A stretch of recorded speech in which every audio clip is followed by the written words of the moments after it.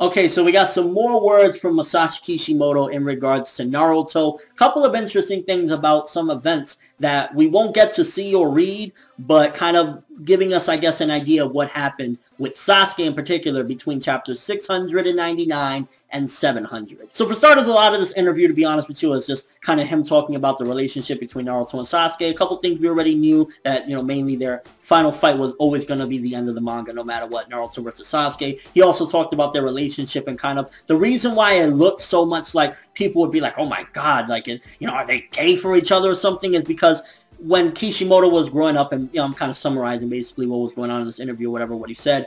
When he was growing up, whenever his friends would go through something really bad, he would feel the same pain for them as he would feel if his brother went through something bad. And he also compared their relationship as well to him and his twin brother. It was supposed to be kind of resembling that, because he has a twin brother that writes manga too. Wrote O-Parts on a great manga, by the way, but that's besides the point. That's basically the relationship between the two of them. So while it sometimes comes across as like whatever, ultimately it was basically like twin brothers type of relationship that he was trying to base Naruto and Sasuke on. Now, one of the more major things that I want to talk about is they started asking him particular questions in regards to the manga. At the end of 699, Sasuke leaves the village to go traveling. They asked him, what was the intention of this? And he responded with, that after all the things Sasuke has done, it will be tough to live in the village like everyone else. So he went on a journey of atonement. So basically kind of he wanted to basically repent for what he's ultimately done. He felt like he just couldn't fit in with them and live normally after everything that he's been through and everything that he did. Because he did, do some fucked up things at the end of the day. So ultimately that was a little bit of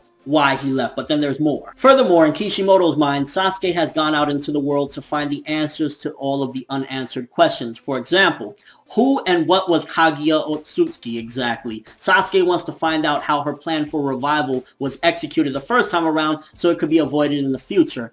In order to unnecessarily avoid lengthening the manga, however, Kishimoto-sensei decided to skip writing about it, and he has no plans to continue that storyline. I mean, to be fair, there have been times where I kind of felt like he was lengthening the manga without any, particular reason. Some stuff kind of felt a little bit like filler and fatty or whatever, but ultimately, I personally would have liked to see some of that journey. First of all, where did he go to look for these answers regarding Kaguya? I would love to see some of that. And again, it's a shame that he's not going to do it, but if he felt like that would just be adding filler, basically, and unnecessary content, then I respect him for not continuing, because let's be real here. If he really wanted to, he could have made Naruto another 700 chapters. Let's be 100% legit right now. So while maybe he did stretch it out an extra 50 to 100 chapters, whatever you want to say, ultimately, if he really wanted to, he could keep going. It will keep going no matter what. Sales is going to keep continuing regardless, no matter how many people start to dislike it. Ultimately, he could have kept it going. So I respect the fact that even though he had some stories still, Sasuke going on a journey, a lot of things he could have done, ultimately he's like, it's going to be unnecessary, so I'm not going to do it. I personally would have liked to see it, but yeah. While the manga was geared towards friendship, the theme in the last Naruto the movie will be about love, as we know. Kishimoto explains the idea was originally from the anime producers, so the anime actually wanted to go into some of that romance, and I wouldn't be surprised, because I remember the way they did the Hinata confession scene and some of the other scenes, they really like to do romance stuff, and I think I'm glad that they came up with that idea. He himself was unable to write about love in the manga. It was something he avoided due to feelings of embarrassment. Again, we know that. So he felt this could go as well as a movie theme to further show Naruto's growth. The story for the movie was not written exclusively by Kishimoto. Rather, he was given a script so he could recommend changes to properly flesh out the story and set the mood. And I actually seen like there's a little video there. I think he said like, or it was somewhere around here, one of these interviews, he basically kept on harassing them, basically, and they were probably getting bothered with him at how many changes he made. So he didn't come up with the initial concept and the entirety of it, but he went through and said, no, this needs to be here, this needs to be there, and then eventually molded it into something that is canon and ultimately a lot better than what it just, had it just been them coming up with their own thing. And then last but not least, something very interesting, a Dragon Ball thing.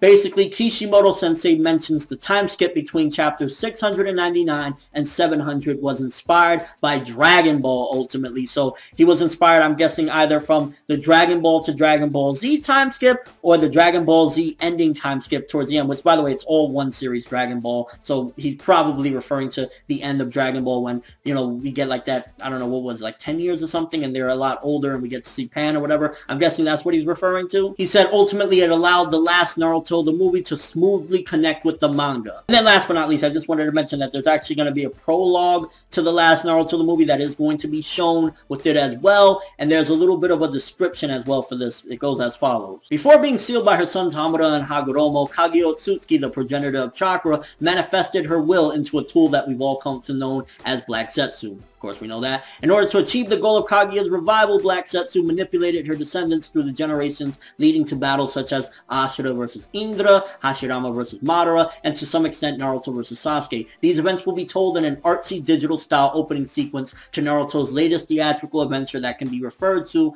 as the prologue for the last Naruto the movie. Just to be clear, this will be shown with the movie. So basically, it seems as though they're going to give a refresher and a reminder, or just basically a heads up for people that don't know the story up till now, to give them an understanding of what this movie is going to be about and kind of where it all connects to. Ultimately, the stuff with the Dragon Ball reference and kind of how that was why he did the time skip interesting. Personally, I would have liked to see some of Sasuke's journey, but I respected that he didn't want to continue the manga that much longer. And ultimately, yeah, some more interesting stuff. Let me know what you guys think, though. Would you have liked to see Sasuke's journey from 699, where he went and what he ultimately did? Also, what do you think about him being inspired by Dragon Ball to do the time skip between 699 and 700? And if the anime decides to go its own route from the end of the manga onward, what do you think they should do with it? But that's all I have for this one. Thanks for watching. Hope you enjoyed. If you liked anything I had to say or enjoyed the video, drop me a like. I'd greatly appreciate it. And if you haven't subscribed, if you could do so as well, that'd be awesome. I'm for Neverworld, and as always, people, have an awesome day.